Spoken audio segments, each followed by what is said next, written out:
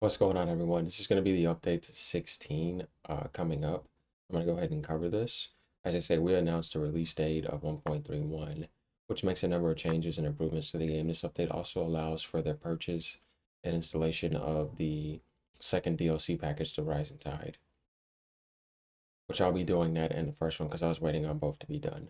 An unmarked letter arrives at the hideaway containing a request most curious, the dominant of Leviathan.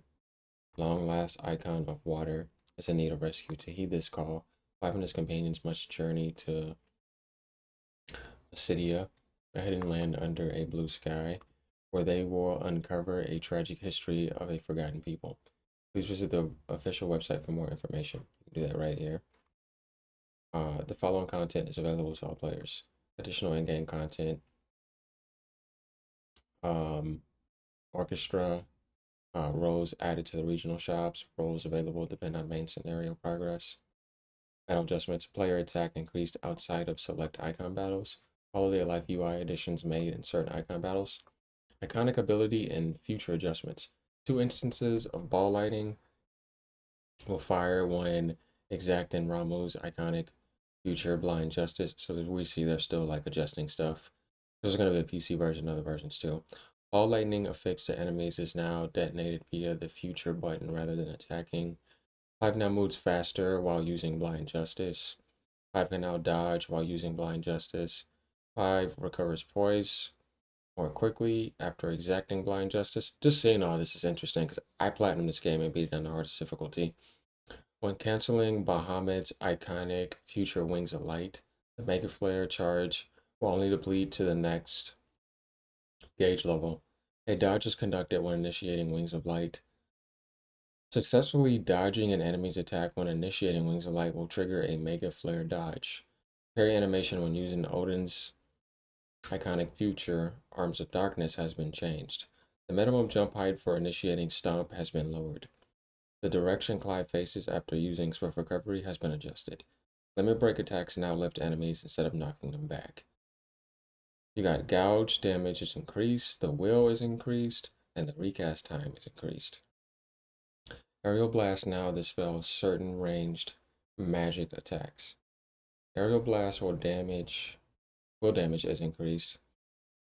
Wind up area of effect is increased. So we see like these are for all the summons, like obviously Aerial is Garuda. And then going down to Earth and Fury, that's Titan.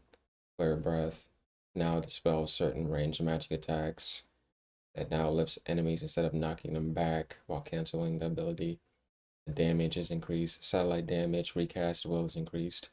Ice Age damage will. And the crystal generated when using Rhyme will now draw in nearby enemies. Rhyme will damage is increased. Gun Girl, we know that's Odin stuff. Recast time is reduced. Damage is increased. These are all buffs here. Heaven's Cloud changed follow-up attacks can now be focused on a single enemy by locking onto the enemy. Damage and recast times. Now if we go to the accessories, the effectiveness of the following accessories has been improved. Favor of Wind, +1, Breath of Earth, +1, Breath of Darkness, +1, and then Bang and the Bite. So that's all buffs. Other changes to actions, alleviated rare issue of Clive jumping when accessing objects under certain conditions. Made adjustments to when Torgal can be added and lowered time before repeating. And adjustments to calculations for amount of damage taken when near death. So basically they're making it easier. Personally, I don't think this game needed that. Definitely for the first difficulty. For the second one, maybe I guess I can understand for people that it may have been too hard for. But for me, I'm super hardcore. I've been gaming since the 90s. I don't see the need. Quest, a quick complete function has been added, giving players the option to warp directly to a quest giver upon completing a quest's final objective. That's a good QRL.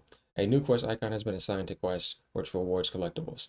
Ability point awards for certain side quests have been increased. Additional cutscenes have been added to certain side quests. Interesting. Minor changes have been made to cutscene staging. New NPCs have been added to certain settlements. And then going down to the system, this is a long update. Added custom controller type. So if you go to the controller layout system tab in the main menu to freely assign functionality to the buttons in your controller. Skill sets have been added. Players can now save up to 5, and you can swap between them with L1 and R1. The following functionality has been added to photo mode: focus distance adjustability and depth of field, tone correction, screen effects, portrait mode, and 90-degree rotation and roll functionality. This is cool that they're doing all this. Minor updates and additions to the 1,000 Homes, visual updates to the State of the Realm timeline slider, updates and additions to the UI. And now we're going down to bug fixes.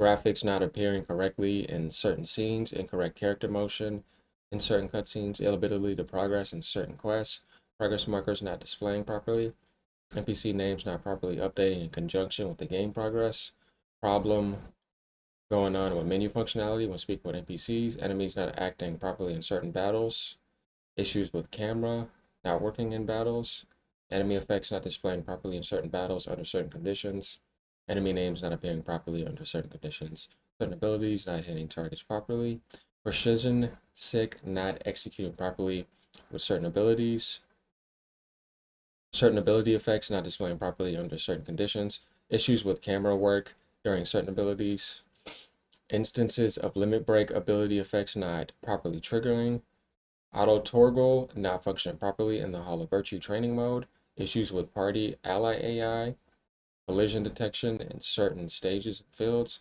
issues with character motion, stage of the realm menu icons not updating or displaying properly, slight discrepancies in state of the realm content, where instances of past state of the realm content being unavailable for viewing, graphics not displaying properly in photo mode when using certain photography methods, text and icons not displaying properly on the world map under certain conditions, instances of current location not displaying properly on world map, instances of region map icons not displaying properly, instances of controller vibration, an adaptive trigger functionality not working properly, menu layout not displaying when switching between languages, pitch settings not changing properly when restoring defaults, incorrect screenshots on videos, insert tutorials not appearing at proper times, inability to obtain certain redeemable items when starting the game plus, notices not appearing at proper times, instances of sound effects not playing at proper times,